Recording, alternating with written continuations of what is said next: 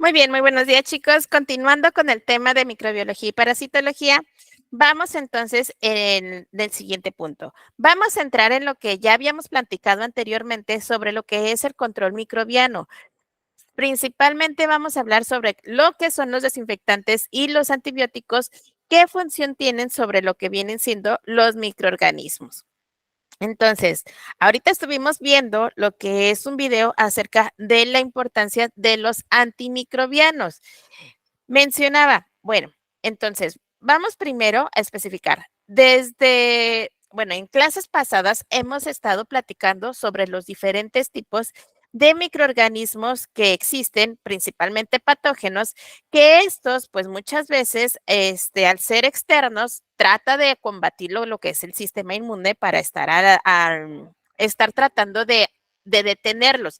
Sin embargo, pues no todos pueden ser controlados de forma natural porque hay microorganismos que necesitamos tratar de detenerlos para que no continúen con su daño por medio de otros agentes externos. Pueden ser agentes físicos, agentes químicos, físicos, por ejemplo, lo que viene siendo un cubrebocas, químicos a través de lo que viene siendo algunos fármacos.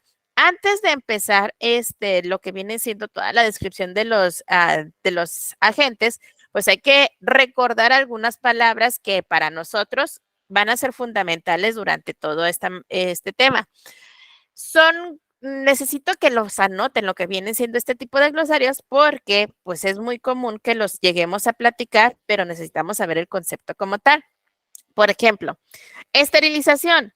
¿A qué nos referimos? Vamos a tener una destrucción o remoción de todos los microorganismos viables. Entonces, en este punto vamos a tratar de quitar lo más que se pueda de los organismos. Desinfección, muerte, inhibición o remoción de organismos patógenos. Desinfectante, son agentes usualmente químicos. Estos van a ser utilizados para tratar de desinfectar, para tratar de limpiar lo que son los objetos inanimados. ¿Se acuerdan que ya habíamos visto este tipo de conceptos anteriormente que hasta se los puse para que los pudieran ustedes analizar cuál era la diferencia entre unos y otros? Sí, maestra. Perfecto, entonces sí se acuerdan.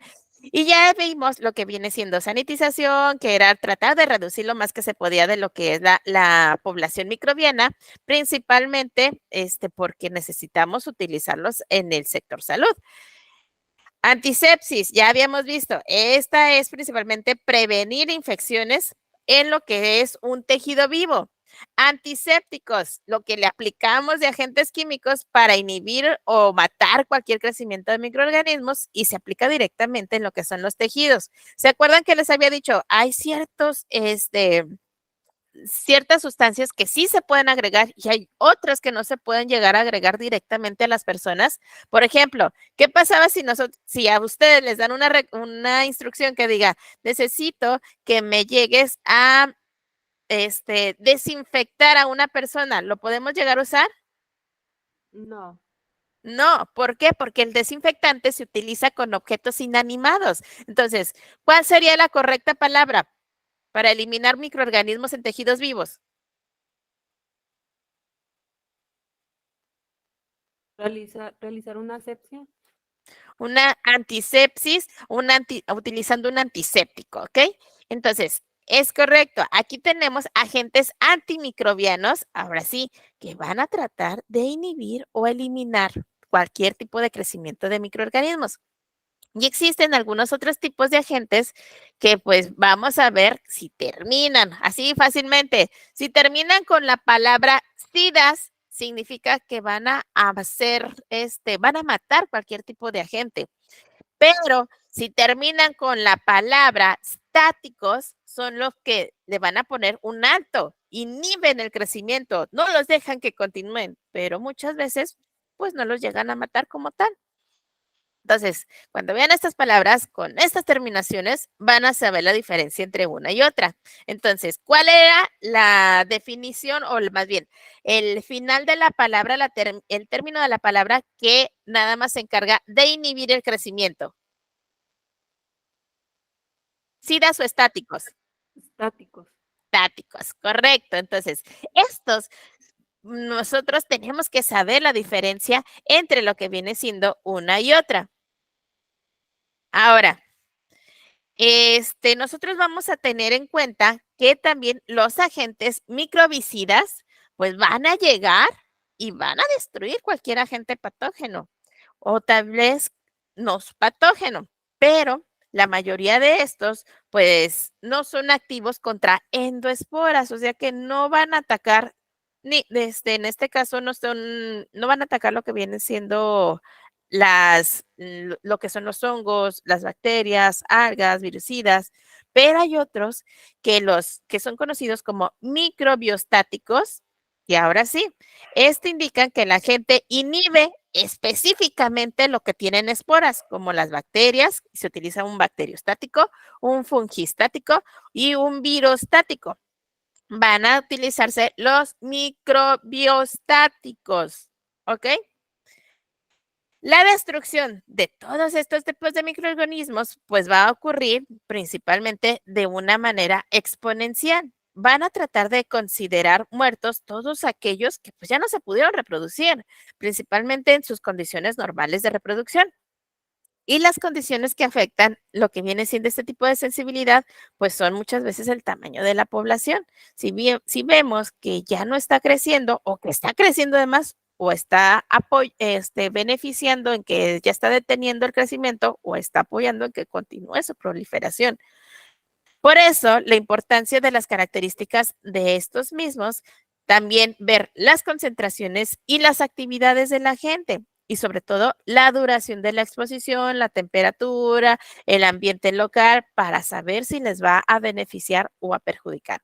Conocemos que existen microorganismos que van a tener ciertas condiciones que les va a favorecer para que continúen su proliferación, pero hay otras que pues los va a detener.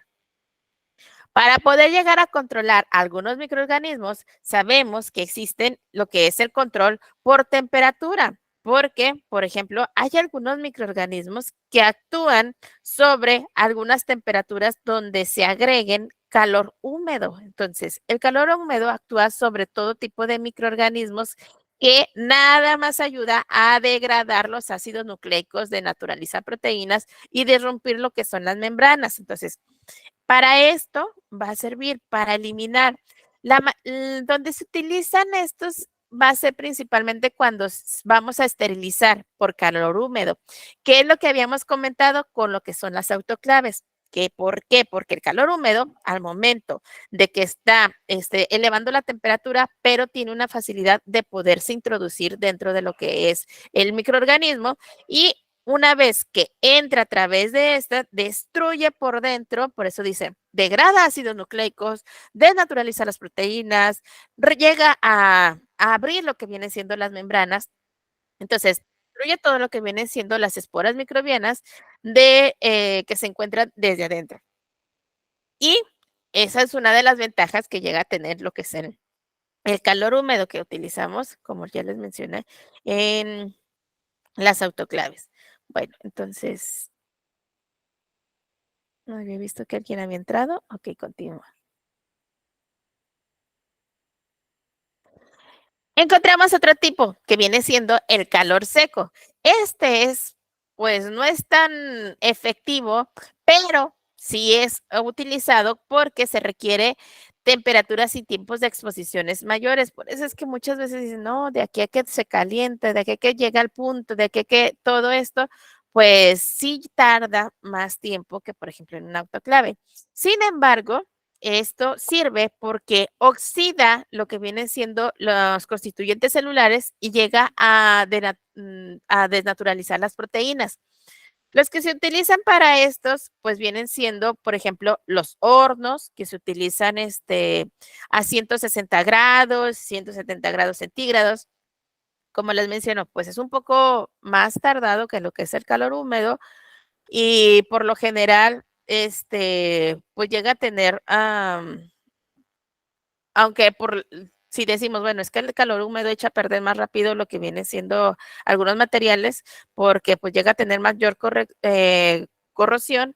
Sin embargo, pues, pues es más efectivo todavía el calor húmedo.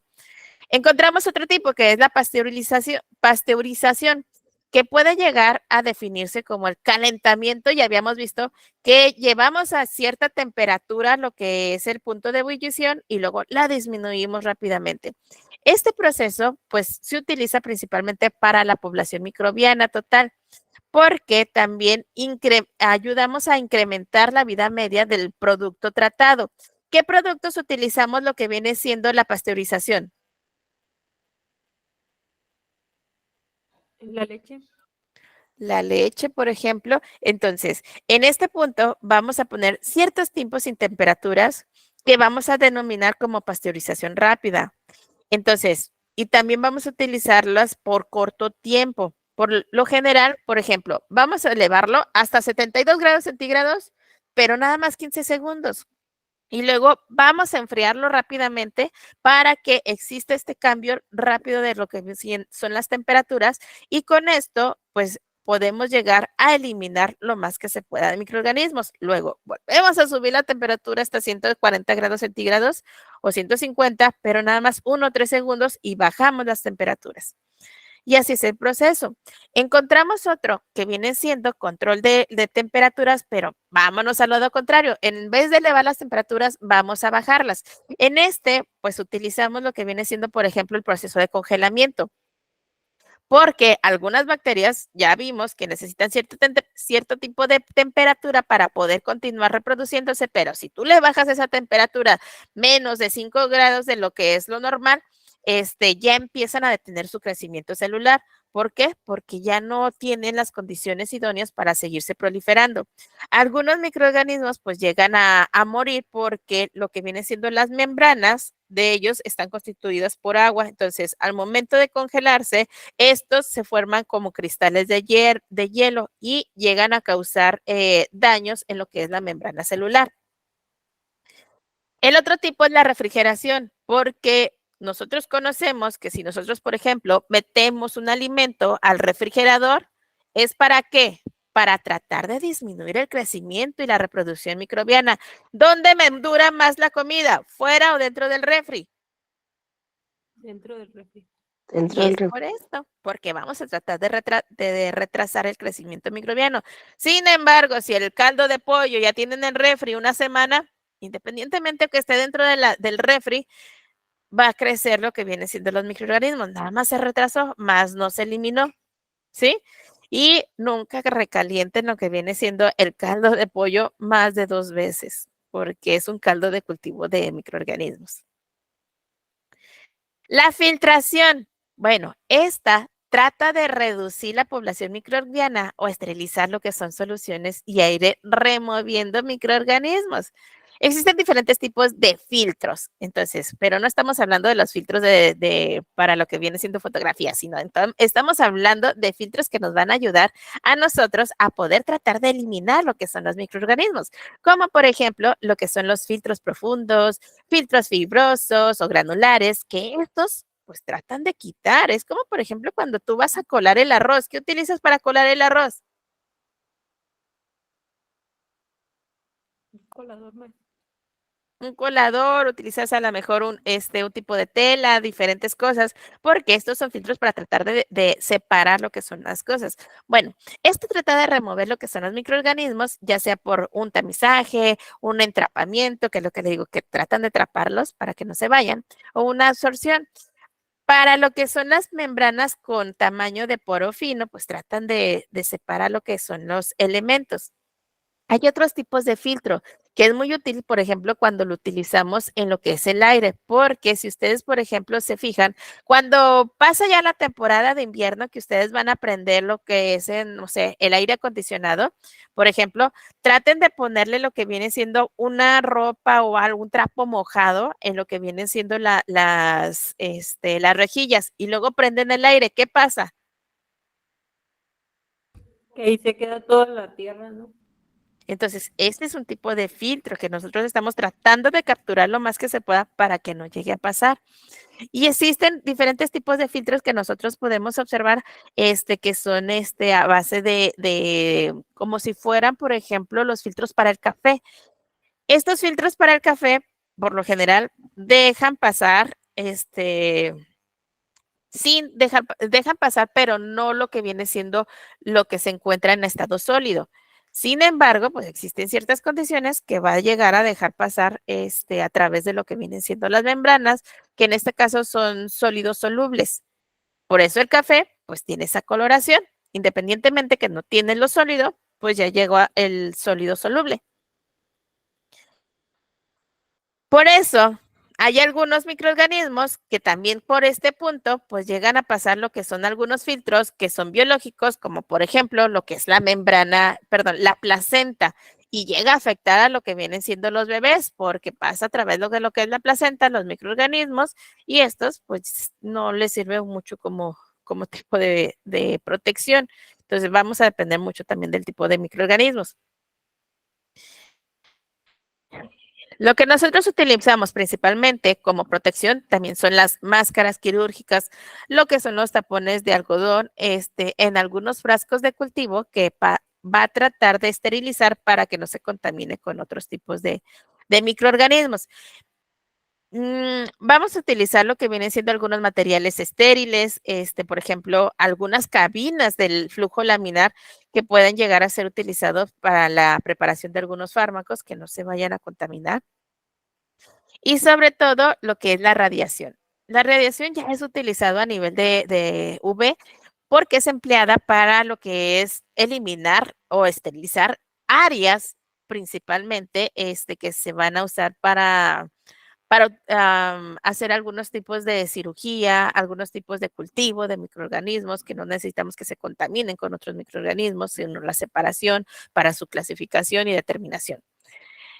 Existe esto que viene siendo la utilización de la radiación ultravioleta que nos sirve para eliminar cualquier tipo de espora y principalmente son utilizadas también como esterilización de antibióticos para lo que son hormonas, suturas, materiales de plástico, desechables, comidas. Entonces, todo esto nos ayuda principalmente para eliminación de microorganismos. Estos son los métodos químicos de control microbiano. ¿Se acuerdan que ya les hice que hicieran un cuadro con todos estos? ¿Los hicieron? Sí, maestra. Perfecto. Entonces, aquí encontramos los diferentes métodos químicos, fenoles, alcoholes, halógenos, cloros, metales pesados, aldehídos, etcétera. Entonces, todo eso es importante porque en este caso, independientemente de cuál sea lo que es el mecanismo antimicrobiano, pues es necesario, ahora sí, poder llegar a evaluar el potencial efecto de los procesos que según nosotros estamos regulando.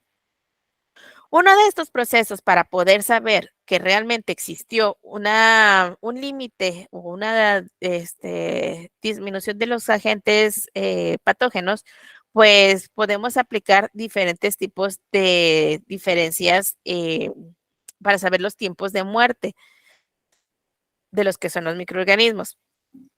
Para tratar de matar todos los microorganismos, pues utilizamos ciertas temperaturas específicas, condiciones definidas, un proceso que nos ayuda a nosotros a determinar cuánto tiempo necesitamos nosotros aplicar. Por ejemplo, cuando van a trabajar en una campana de extracción, pues utilizan principalmente primero prenden lo que viene siendo la luz ultravioleta para eliminar cualquier tipo de esporas de microorganismos, pero nada más es por cierto tiempo, porque ya tenemos estudios de cuánto es lo que se necesita nada más para tratar de eliminar todo. Y ya hacemos el conteo, ponemos el temporizador y decimos, ya está lista el área estéril para poder tratar de comenzar.